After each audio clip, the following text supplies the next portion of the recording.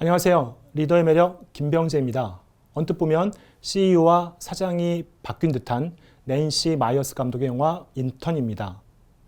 낸시 마이어스는 이틀 전에 다루었던 What Women Want의 감독이기도 합니다.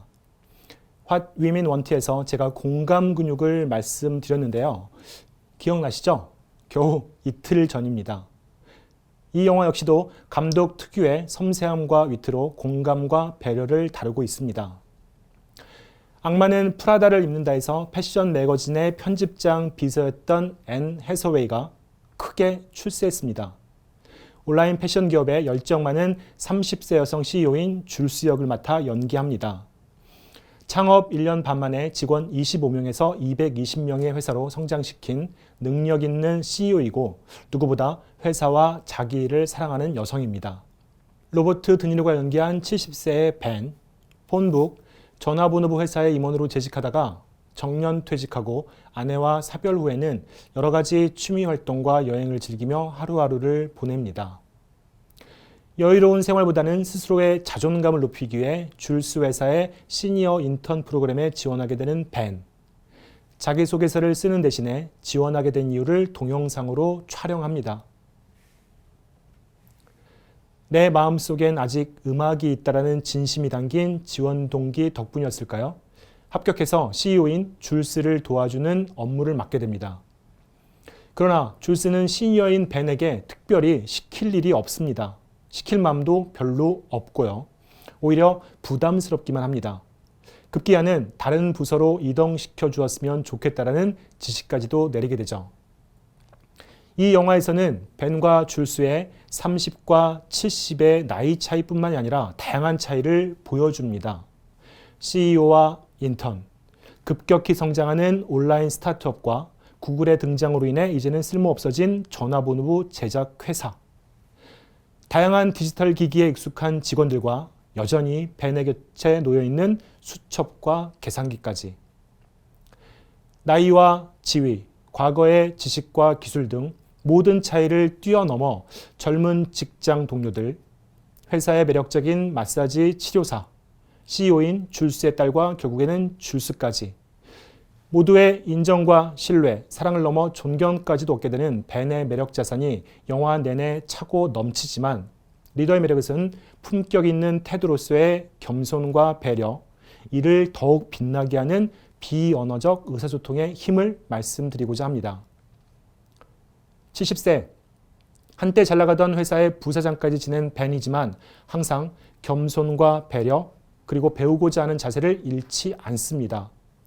마치 새내기 회사원처럼 출근에 앞서서 단정하게 옷차림부터 외모까지 가다듬습니다. 줄스에게서 아무런 일도 주어지지 않지만 스스로 해야 할 일을 찾습니다. 직원들의 허드렛 일도 나서서 도와주고 젊은 친구들의 흘려보낼 수 있는 고충도 들어주고 이해하고 해결해 주려 합니다. 쏟아지는 업무들로 인해 엉망이 된 책상을 골치 아파하던 줄리의 푸념도 놓치지 않습니다. 깔끔하게 정리해버리죠. 인턴이 자발적 야근까지 합니다. 온라인 기업에서 일을 하게 되었으니 적극적으로 온라인 활동 페이스북에도 가입을 하고요. 스스로 나서서 들어주고 해결해주고 배우고자 하고, 리더님들 주변에 이런 겸손과 배려 넘치는 사람이 있다고 하면 나이가 무슨 의미가 있겠습니까? 책상을 깔끔하게 정리하게 된 벤을 보고 미소 짓는 줄스처럼 그냥 귀엽고 예뻐 죽는 거죠. 벤이 항상 가지고 다니는 게 있습니다. 손수건. 젊은 회사 직원에게 이런 말을 하죠. 영화 속에서는 여자들이라고 나와 있으나 남자들에게도 빌려줄 일이 많죠.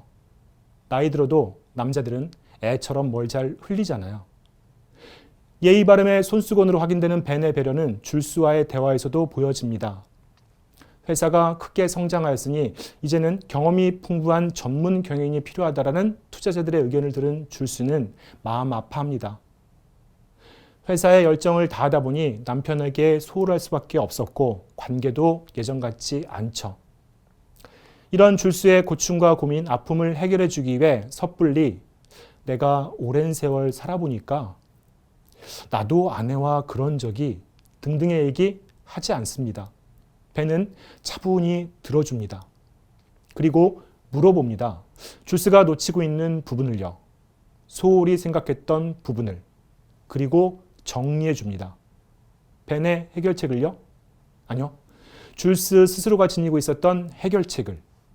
여러분들, 우리 모두가 가진 생활 혹은 사업에 있어서의 고민의 해결책은 사실 우리 스스로가 가지고 있는 경우가 많습니다.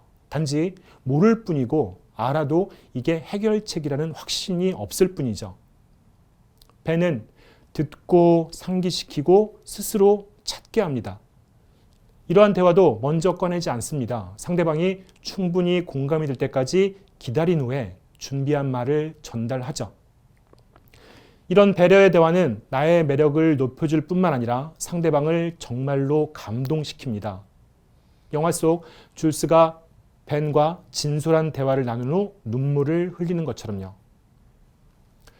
벤의 겸손과 배려의 품격 있는 태도는 비언어적 의사소통, 눈, 손, 그리고 발에서도 보여집니다. 줄스와 대화할 때는 눈을 깜빡거리는 것이 좋다라는 비서의 말에 밤에 집에 와서도 계속 연습합니다. 깜빡, 깜빡, 깜빡. 스타트업의 젊은 동료들과는 주먹치기를 시전합니다. 쿨합니다. 젊은 세대들의 의사소통에 맞추어 주려는 노력이겠죠. 2015년 영화이니 코로나와는 아무 관계 없습니다. 그리고 젊은 친구들과 걷는 장면, 줄스와 걷는 장면. 눈썰미 있으신 리더님들에게는 보일 수도 있겠으나 네, 그렇습니다. 발 맞추어 걷습니다. 왼발, 오른발. 겸손과 배려의 마음과 행동, 그리고 대화. 거기에 눈도 맞추고 손도 맞추고 발도 맞추고. 김종국의 노래 가사처럼 머리부터 발끝까지다. 예, 사랑스럽습니다. 리더님들 모두 각자의 분야에서 리더님들의 전문적인 역량으로 잘하시는 부분 분명히 있으리라 생각합니다. 그러나 그 외의 분야에서는 우리는 모두 인턴입니다. 70세 벤은 온라인 기업의 인턴이고 CEO이긴 하나 줄스도 가족, 사람과의 관계 등에 있어서는 모자란 부분이 많은 인턴입니다.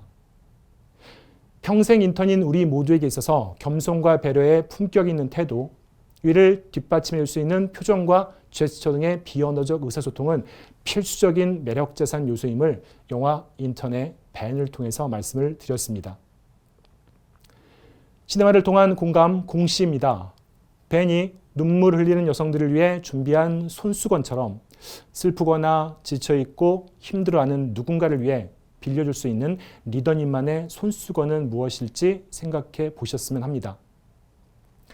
겸손과 배려를 위한 비언어적 의사소통은 어찌 보면 간단할 수도 있습니다. 벤처럼 상대방에게 친숙한 몸짓으로 소통하시고 상대방에게 발 맞추어 걷는 것처럼요.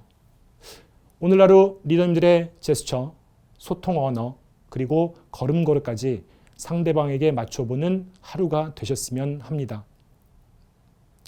내일은 국민에 의한 국민을 위한 링컨입니다. 모든 인류의 평등의 실현을 위해 노력했던 링컨, 굴하지 않는 의지와 열정 이외에 어떠한 매력이 있을지 국민이시라면 꼭 들어주시기 바랍니다. 조회수 5천만을 기대하면서 감사합니다.